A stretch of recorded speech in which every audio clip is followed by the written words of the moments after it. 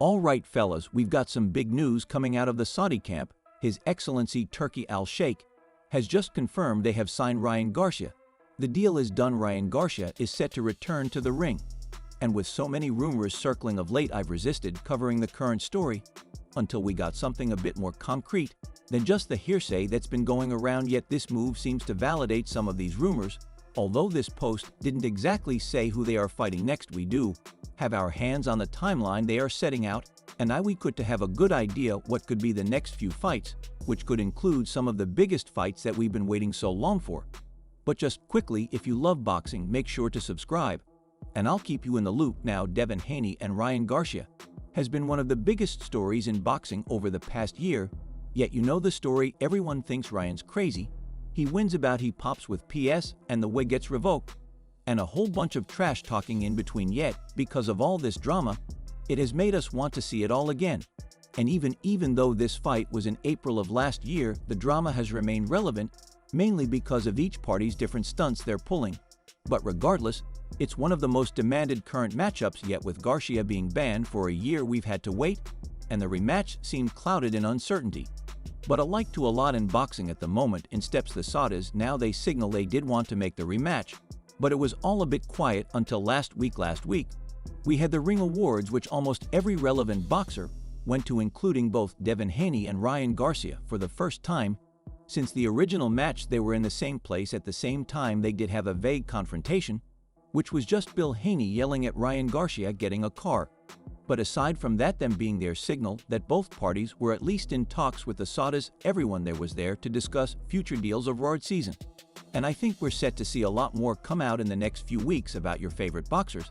I'll make sure to have you covered, but still we weren't exactly sure if a deal was completed, with rumors of BLK Prime being brought back to life going around. There was some doubt, yet this post by His Excellency today has put a full stop to it. Although with this deal we aren't seeing Haney versus Garcia next.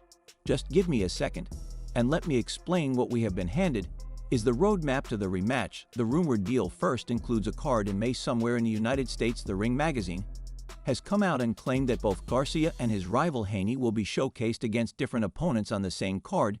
In May, if both Haney and Garcia manage to win their respective bouts, they will advance to an October rematch scheduled to open Riyadh season in Saudi Arabia. Now this return is scheduled for just after Ryan's ban finishes up. Now, this isn't the first time we have seen this sort of thing happen by the Saudis. If you remember, one of their first cards was the Day of Reckoning, which was meant to showcase both Joshua and Wilder on the same card, with if they both won, they would have ended up fighting each other, yet of course Wilder lost, and the rest is history. So we are set to see one of these cards once again, and it's exciting time for all you fans in the States with this event guaranteed to be fireworks. But who could both of them be fighting? Will there be a couple bums that will basically guarantee the rematch? Well, I don't think so. The rumor, which has been going around, which seemed to be confirmed by the man himself, is that we could see Ryan Garcia be the headliner facing off against Teofimo Lopez. If this happens, this could be almost as big as the Haney-Garcia rematch. We've all been waiting for Lopez to finally take a big fight and stop fighting journeyman. And we could finally be set to see this. This matchup excites me. Seeing the contrast between Lopez's counter-punching ring IQ against Garcia's pace and sharp combinations is a perfect clash of styles, whilst along with that the build-up would set to be fireworks, with both having huge egos and both being able to run their mouths. This seems like the most likely scenario currently, but there are rumors of Pitbull and Boots still circling, with Boots being by far the most unlikely of three, so Garcia has a tough challenge ahead of him regardless. But who could we see Haney fight? Well, Haney put out a tweet signaling he is done at 140, so it could be an opponent at 147. This could be also where they both end up for the rematch. The main opponent being rumored is Jose Ramirez. The 29-2 Ramirez recently lost a unanimous decision against Arnold Barroza Jr., and his only other loss comes against a prime Josh Taylor. Although not as hard as a fight compared to two, he is still a tough opponent, but he does also fight at super lightweight. So Devin could be lying about the fact he's done at 140.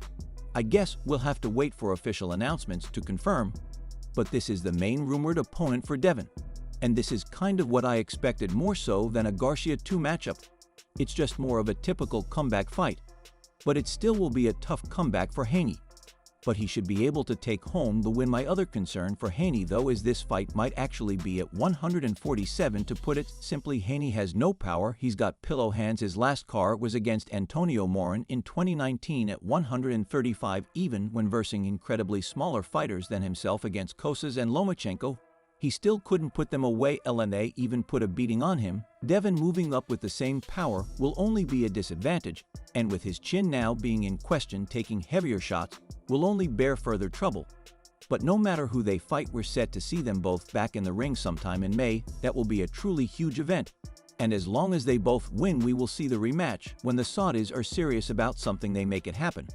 But the question turns to, can Garcia and Haney really get past their next opponent? If Garcia fights Tio next, he has a huge challenge in front of him, Budo being probably one of the toughest fights he could take at 140. Massive for a comeback fight.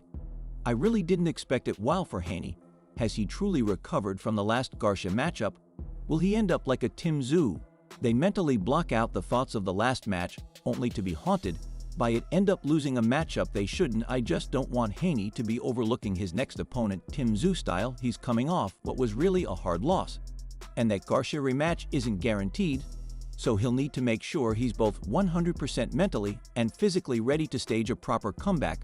But lastly, we got to give some prop to His Excellency for making these fights happen. No matter what your opinions are when the Saudis getting involved in boxing, you just can't deny that they are bringing the sport back to life, bringing the BS that the fans want to see. The other side of the sport, you see, Tank is complaining that the fighters under the Rad banner are only doing it for the money, while he's hypocritically versing Lamont Roach, a fight no fan wants to see. That's a fight for the money, not this. The rest of the stars are making the big fights happen, and that's something you got to command. But now I want to hear what you think. Who do you reckon and Haney will be set to fight in May? And how do you see the rematch going down? Let me know all your thoughts in the comments down below.